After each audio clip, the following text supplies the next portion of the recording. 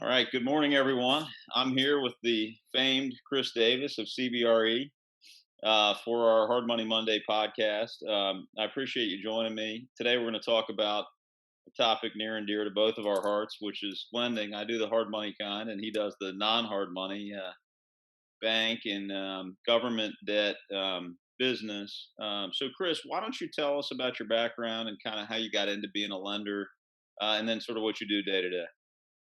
Yeah, so I'm in CBRE, like private capital finance, which is really not institutional. Everything that's not institutional, there's a wide gamut. I call that up to about 25 million, but trying to classify that in any way other than non-institutional is kind of a fool's errand. Um, I used to be on the institutional side. On the owner side, I was at Penzance, KBS, a Dutch LP no one's ever heard of. The 2008 crash kind of bucked me off that horse. I ended up getting a crash course in debt at Freddie Mac multifamily under Rich Martinez. Got poached out by a client after 3 years. Ended up bouncing around a little bit and have been at CBRE since May. The primary reason I came here is we're the biggest. I have the most options. I have the most resources, people under me, stuff like that. But I'm also allowed to do the most things. Prior to this, I was just doing Fannie, Freddie, HUD on multifamily, and now I'm back to all asset classes, all lenders, which I prefer. ADHD, I don't know, but I like doing a lot of different things as opposed to one thing. So we'll get back to the specifics of kind of more of what you like doing and what you're spending your time on today. But how did you decide to be a lender in the first place? Like, what got you into it? I mean, the 2008 crash kind of forced me and a lot of people out of acquisitions at the junior level because there was just nobody was placing it. I always like to say that I, at the time, elected to place debt in practice rather than equity in theory. Yeah. I could either continue attempting to place money that nobody could raise, or I could go to Freddie Mac and place government money that had already existed. So it was kind of it was a necessity thing. Um, I cannot fathom the circumstances that would lead me back into institutional acquisitions after doing this. This is much, much more fun. I have a job here, but I really run my own business. I get to scale it however I want, and I get to focus it however I want. And I don't get to do that working at like Carlisle or something like that, which would have been the alternative.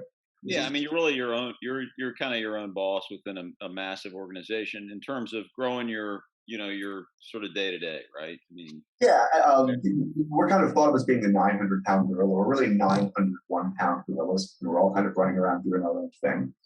There's just a lot of us. We cover a lot of breadth, and I'm my own silo here, and I did that very deliberately. So I can be tied in with sort of the greater DC investment sales or debt operations at my election, but I'm not compelled to. If I don't want to do that, I can go out and do whatever relationships or whatever other kind of activity I feel like doing.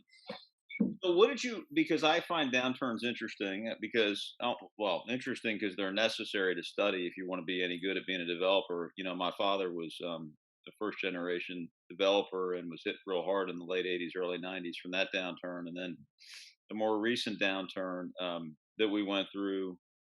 I actually thought the one in the late '80s, early '90s was maybe worse, but the reality of it is that that's all a matter of perception. What did you learn from the more recent downturn, and kind of where do you see things headed right now with rates getting ready to move, et cetera? So that actually ties into the very last question on your outline, which is what is my favorite book?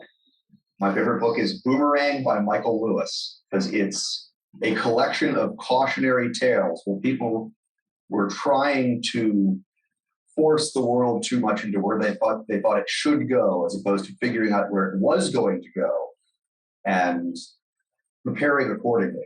And everyone likes to ask where our index is going to go or what's going to happen. Or a lot of this stuff, the broader market, especially macroecon, I want to opine on as little as possible. There's lots of very qualified people who are paid to do that. I'm not one of them. If I could tell you exactly where indexes were going to go, I wouldn't be sitting here. I'd be sitting in Positano somewhere. Uh, a lot of that boils down to a day-by-day kind of awareness, vigilance of, is it going to rain today and should I pack a raincoat? And making that kind of small decision correctly many days in a row, the value of that far outpaces having some grand strategic vision that matches up exactly with what's going to happen 5 years from now. Yeah, I mean, to me, it's about putting your business in a position, whatever that business is, of being bulletproof. I mean, Yeah. in terms of whether it's diversity or product type, or I was reading a book recently where it was really simple. It said, in terms of supply and demand, it said, when the duck quacks, feed it, right? Meaning, Yes, you know, exactly. Yes. if the duck tells you what the duck wants, right? Just like little children, one way or the other, they tell you what they want all the time, and your job as an entrepreneur is to feed it instead of trying to give the duck something it doesn't want, right? And Yeah. saying, "Hey, I'm just going to build condo all the time, even though rates are rising and market and supply is growing, et cetera." Instead of looking around and saying, "Gee, maybe there's a lot of voucher demand. I should do, program tenant housing." I mean, it's That gets down to the best kind of developers and the worst kind of developers. Another one of your questions on your outline is you find out what you should be good at right now and are good enough at it to make it work right now. Understanding that that's not a permanent life choice, and you're always going to have to do that over and over again. And the minute you decide you either don't want to, can't stand doing it, or are too good to do that over and over again, it's the minute you become irrelevant. Yeah, no, I agree. I always I've seen this many times in my own businesses where there are inflection points. One of the Yeah. things from my hard money lending business is that there came a time when scale based hard money lenders entered the market, which that didn't exist in 2011. So what I mean by scale based is, they sell their loans to third parties that basically buy loans that are in a box. Like it's the loan has. Thursday. Yeah, Yeah, basically. what's that? What'd you say? Securitization. Yeah, The exactly manner right. of speaking. Yeah. That did not exist when I started the company. It was more local hard money lenders who didn't sell loans, who kept them on their books, et cetera. And now there's a diversity of options, whether it's folks like us who, we don't sell loans, we keep them on our books, and folks like some of the other competitors who have a wildly different business where, they do a lot of volume and they sell loans downstream. It's just a different business. So in terms of your own business, you've had inflection points, right? Because you've done the government side of things, Fannie, Freddie, et cetera, which is how I got to know you. And now you're doing all different product types. So you know, what product type are you doing today that is most interesting slash exciting to you? What Where you and I tend to dovetail the most often is lately has been the Section 8 voucher stuff. Although it's really it's just small multi, whether it's voucher or market rate. And I up until recently I could only do the takeout. So if you're adding value, I help you realize that value once you've added. I couldn't do anything else. So whether you're building a market rate building, whether you're acquiring, rehabbing, converting a voucher building, once you've done all of those words I just said, you came to me and I gave you money for having created all those words I just said. Now I can do the construction, I can do raw land purchase, I can do rehabs, I can do tenant buyouts, I can do that entire life cycle. I learned what I really like about my job is turning smaller borrowers into bigger ones, turning smaller operators into bigger ones, into better ones, and having that whole life cycle. It keeps me out of situations where somebody comes to me and says, I did X, Y, and Z because I thought it would be a great idea. And I tell them, well, actually, that precludes you from like all of the financing products you want. Right. You should not have done a master lease for no more rent with somebody you've never heard of just because you like the simplicity of getting one check. That's Right. that. I mean, don't do that next time. Too late, right? I can be kind of an outsourced part of all of those people operations, and not just at the let's go to the loan guy level, but like their whole business. I'm part of their whole business. And I like functioning like part of their whole business and being So, almost more consultant than broker. yeah, and I didn't even know that until recently that you are placing, a good bit of construction financing these days. Yeah, just did a couple. To give you an idea of like kind of how those shake out, three actually. Two of them are ground up. All of them are people I met through you, which is funny. Good. All right. Well, I like helping people I like, so that makes me feel good. Yeah, good guy to know up here, by the way. Yeah. Two of them are ground up. They're buying row houses. They're knocking them down. They're building brand new 8, 9, mini towers, and they're building market rate, brass and glass, really nice. And then one of them is 16-unit building that we're going to go in and do a bunch of stuff to. It's going to be a 24-unit building. It's going to be 100% vouchers. So that's got the big tenant buyout portion to it. It's got TOPA. Those are all getting done, near enough to 80% loan total cost, all with 10-year mini perm tails. Why do you think that these borrowers came to you instead of just going to get it themselves? And what's the benefit of paying? Obviously, there's a fee to you and then a fee to the local bank, right? Yeah, some lenders have, some lenders actually don't have fees. Some have lower ones, some have insane ones. I think in both cases, it's people who know what they're really good at. They know what their value add in the process is. And I think when you center on trying to figure out for yourself what your value add in the process, you start to learn what it's not. It's not worth their while to become experts on the debt markets. They're too busy making money doing the things that they're actually good at. And so it's worth their while to hire a lawyer. You go to court, you hire a lawyer. You don't walk in there and try to, pretend like you know the judge and you know all the most recent legal precedent and you know all the, Maryland annotated code and all that stuff. You hire somebody who knows all those things and you can just kind of set it and forget it. And it's an opportunity cost calculation. You're doing that so that you can go find other new deals, or you can raise money from your partners. You can do the things that you really can't hire somebody competent to do. Yeah, the one thing hire somebody to do. Yeah, the one thing that I always think about when I think of folks who go out and find the best debt options available is I remember during the coming out of the last downturn, my family had some self storage, and we had about 11 million in debt on on a few different properties that were linked together, and our blended rate was just about 7% from a local bank, so it was 6.7.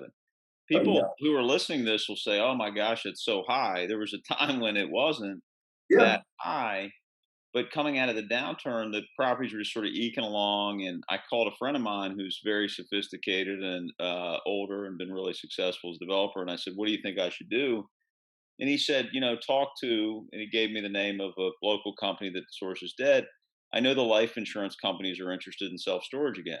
So making a long story short, we get a spreadsheet of the different options.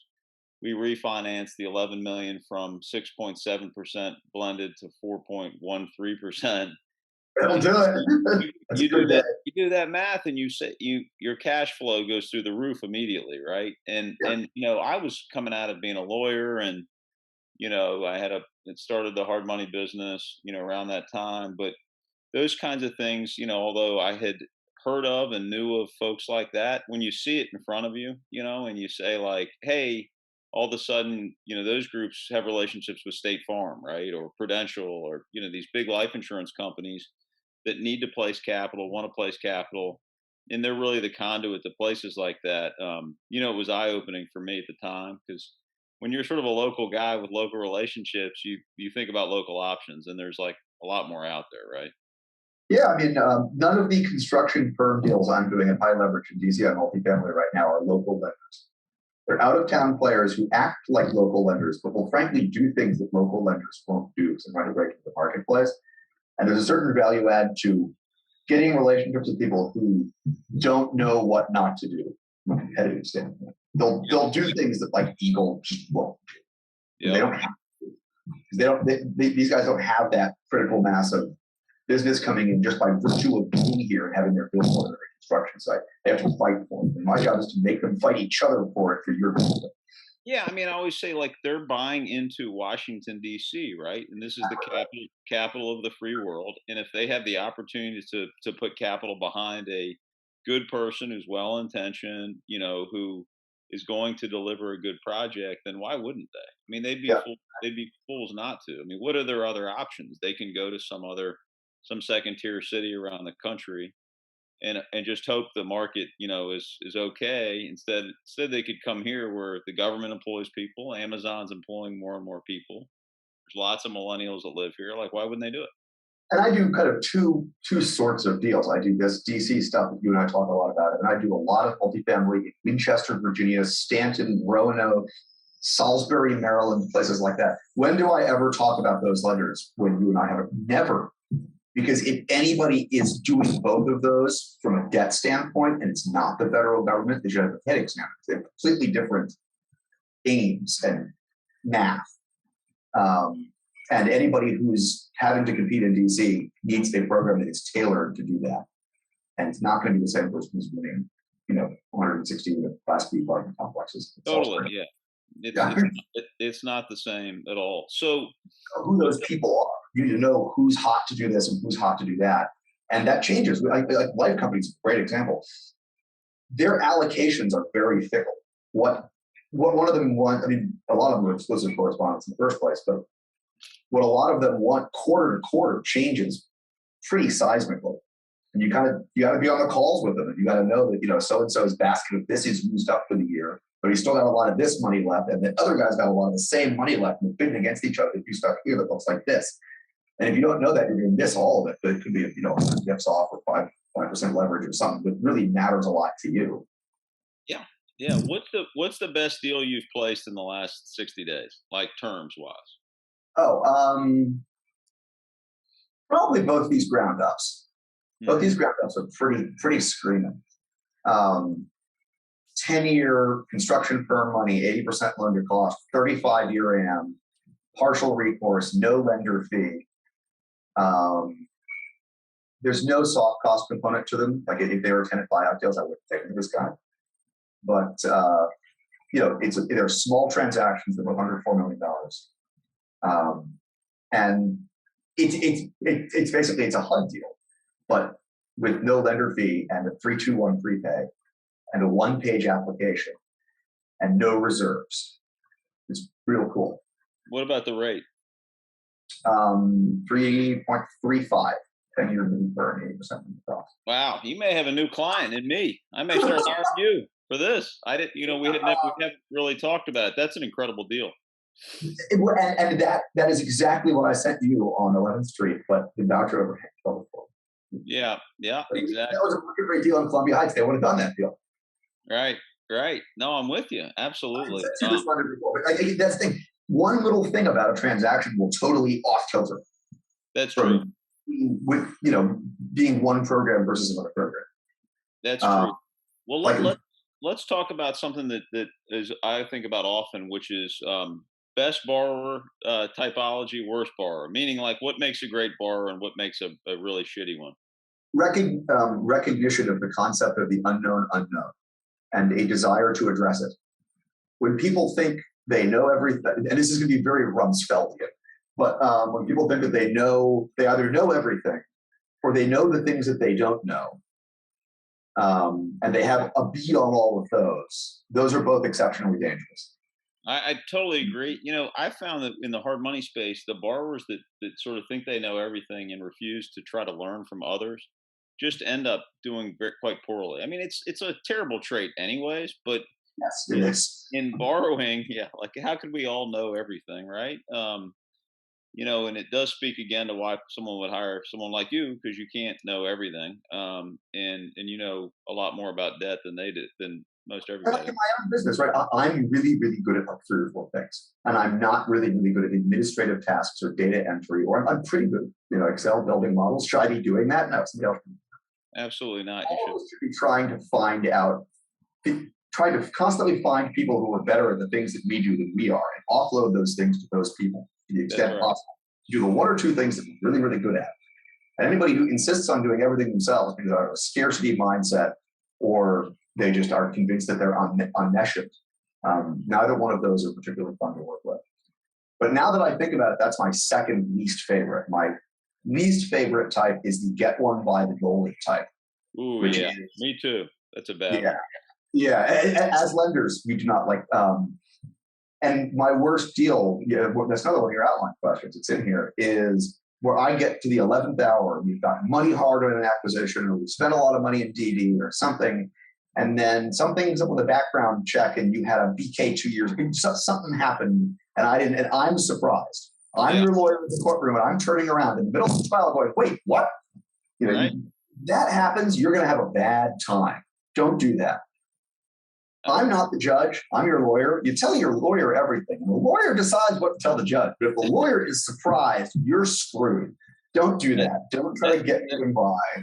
You that's know. right. I mean, it speaks to one of my sort of favorite conversations I've had as a hard money lender. I sat down in a coffee shop almost 10 years ago with a guy in the city, and he says, first thing he says to me, "Hey Brian, I'm so and so, and I filed for bankruptcy in the last downturn. I want to get that out right before we talk about anything else." Awesome. And guess what? I've loaned the guy plenty of money. He's been great, and I vouch for him. People call and say, "Wait a minute, he had a BK." I said, "Listen, I know him to be a very honorable guy who works his ass off. He's really good at construction and good at delivering projects, and he made a mistake. What are you going to do?" So I just think you got to lay it out there. I mean, the truth will set you free, right? Absolutely. Um, the perception of every lender in the universe when they find something you didn't disclose, it is always you're willfully misrepresenting.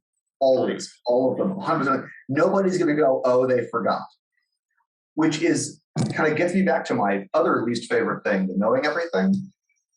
Less insidious forms of that are the person who does all their own reporting, or the person that tries to represent themselves as borrower counsel, or you're not an accountant and you're not an attorney. And to a certain extent, the person who is doing their first voucher building and has done free market rate buildings and wants to manage it themselves, even though it's like very far. No, hire a person to do that. Right. See how they do it, and then maybe later start doing it yourself if you get really good at it. But if you've never seen anybody who's really good at a thing do the thing, you don't know if you're really good at it or not. Watch somebody else do it, and if you can insource it later, that's fine. But insourcing things should be the exception, and outsourcing should be the default. Yeah. Because it's a wide world and people have a broad spectrum of talents. There's almost certainly somebody who's better at you with nearly everything you do. That's true. You can be successful just by coordinating those people in your best interest. You don't even have to be good at any one particular thing. You just be the general. The general is not the artillery guy. Well, that's absolutely true. So, all right, question. We're kind of running short on time, but I want to ask you a couple Are more we? things, which is, you mentioned Boomerang as your favorite book. Well, you got a second? You got a second favorite, or anything else you're reading now?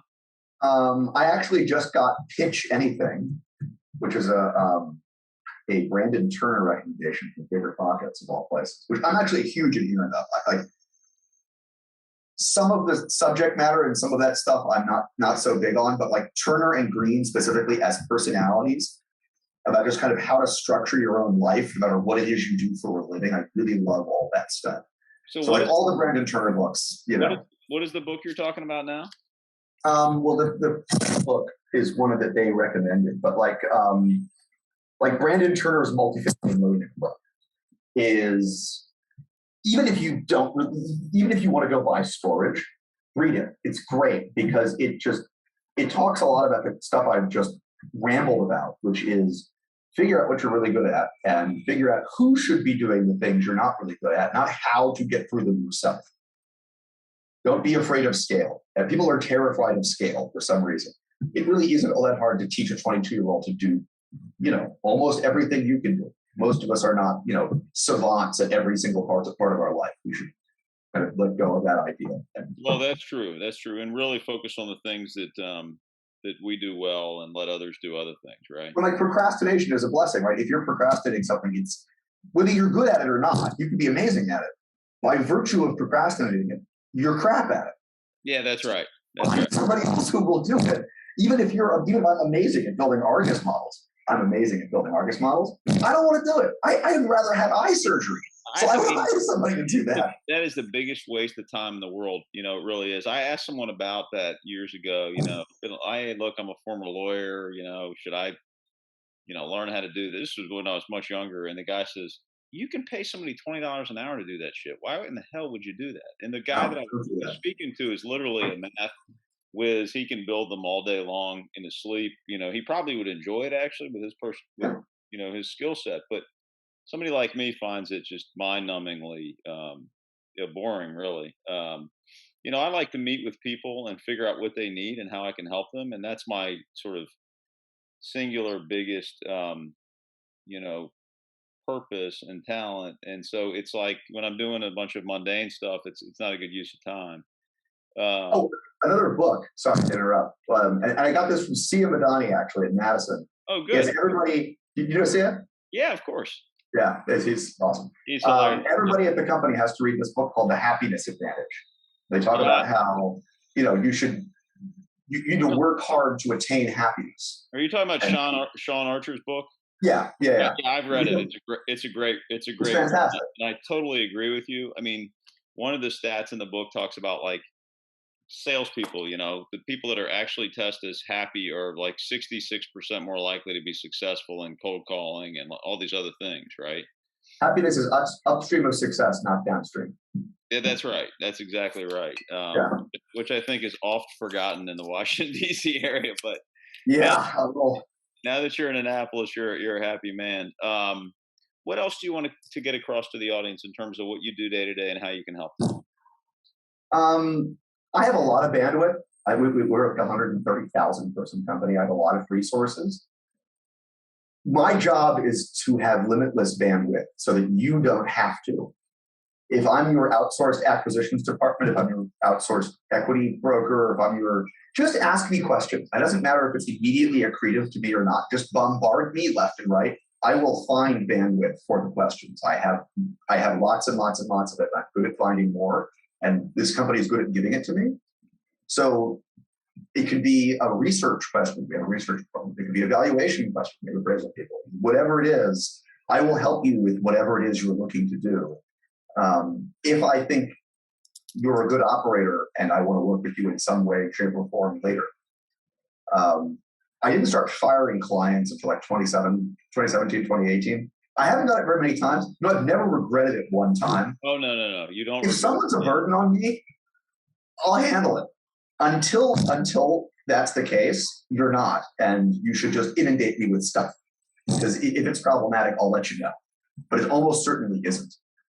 Right. I rattle back and forth with some of my clients all day long. That stuff it ostensibly doesn't really matter, but I enjoy doing. And oh yeah, it bears fruit later. Well, one thing that's obvious in all the interactions we've had is that you actually really enjoy what you do, and that you enjoy the brain drain of it, which is like it's critical to doing anything really well, right?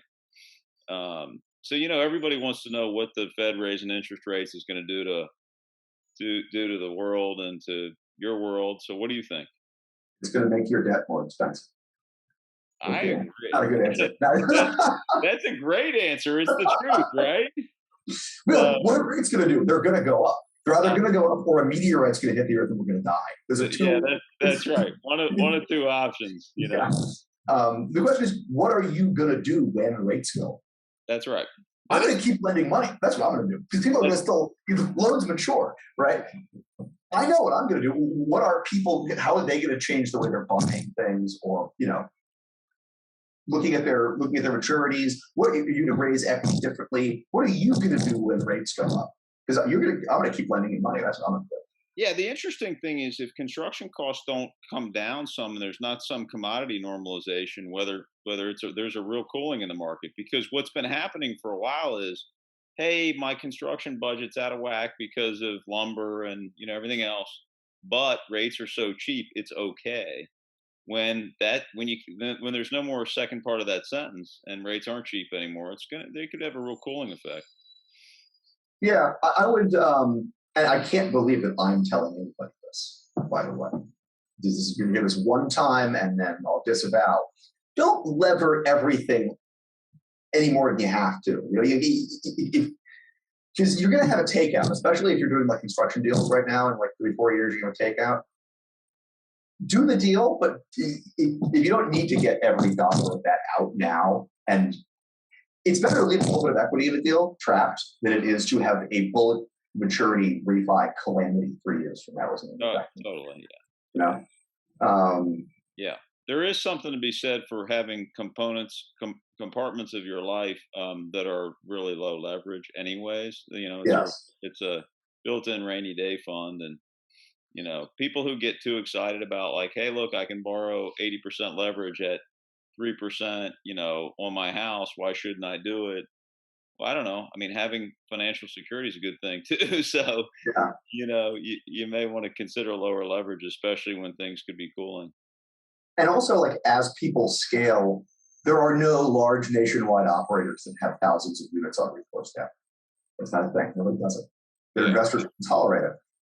If you've got 4 properties and 100 doors and you're in recourse debt and you're trying to churn through stuff because prepay penalty is better, totally fine. As you've got fully stabilized assets that are just coming along, try to get them in their own little silo and try to build 100 little silos instead of building one silo with a million holes in it. In the long run, that's where everybody should want to be.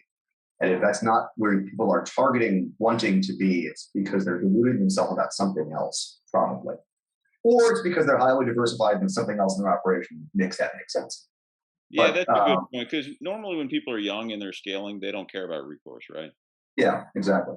Yeah, and the mantra really is, hey, I stand behind what I do, and I'm not worried. I'm not concerned about recourse because I certainly wouldn't let my asset go to you, right? Yeah. But like people who are just kind of on their first, second, or third deal, once you get to the point where you decide you're going to hold something, going into the interest rate environment we might be going into, maybe like want some of it walled off. Just Yeah, take no, chip. that makes Yeah, good sense. eventually. It's another Yeah, reason people should talk to you because in general, the local banks are recourse lenders, right? In almost general, always. Almost almost. always. Which my last 7 deals have been recourse lenders. They're more flexible. They're cheaper. They do better stuff. There's a reason people use recourse lenders. But for long-term stabilized ownership is the best idea. When you're creating value, it's almost the only idea, right? Unless you're doing $100 million deal, non-recourse bridge debt is terrible compared to recourse bridge debt. But once you've created all the value and got all the chips off the table, if you have to take a little bit of a hit somewhere in your terms to build that silo and get it off being its own self-sustaining thing, so you can get back to doing the other journey stuff that's actually really fun. Non-recourse is worth something. It's the reason why all the big sophisticated people use it. Yeah, that makes perfect sense. All right. Well, listen. I mean, the one thing I've really taken away from the Zoom is that the construction to perm option. I think people really need to think about that when thinking about your skills and why they should contact you. I mean, we first met because you were an expert at Fannie and Freddie and that sort of debt of which I'm not an expert. Again, like to You don't Chris's, want to I definitely don't want to be. It's far too complex and far too detailed for me. But the construction of perm is a good option, and frankly, as rates are rising, you want to know somebody like Chris so that you have options, right? Because just because they're that's what I've seen too in this local bank market, where I'm getting term sheets from local banks that are just wildly different in terms of rates, because some are moving them hard up and some aren't, and some have volume goals that they've got to hit and they're thinking, well, this guy's a good borrower, I may as well be more aggressive, and others are like, hey, I got to keep my net interest margin at X and I'm not going down for anybody. And some are really aggressive on the going in, like they're a great construction, they're a great 24-month lender. Their perm program is terrible. Some of Totally. them not so great up front. Their perm program is amazing. It's 35-year AM and blah, blah. I mean, what do you want? Are you going to hold the thing? Are you going to refi it? What do you want? I mean, there's so many questions. Every one of these seemingly, fairway things, they've all got a million. Nothing's fairway. Everything's got a million little questions. Even if the deal is fairway, the people never are. The humans are. That's right. It's all over the place. That's Otherwise, right. it would be boring. Oh, that's true. Yeah, exactly. So, all right, you've given book advice, lending advice. Who's going to win the Super Bowl? Oh, I have no idea. You I don't gave even, up the NFL years ago. do you even know who's playing? No idea. It's, No. it's No. the Rams and the Bengals. Oh, okay. Yeah. I have seen a lot of Cincy stuff up lately. That makes sense. I have no idea who's going to win either, but I do. It is exciting. So tune into that and tune in next time. Hey, Chris, thanks for your time, man. Talk to you later. Later.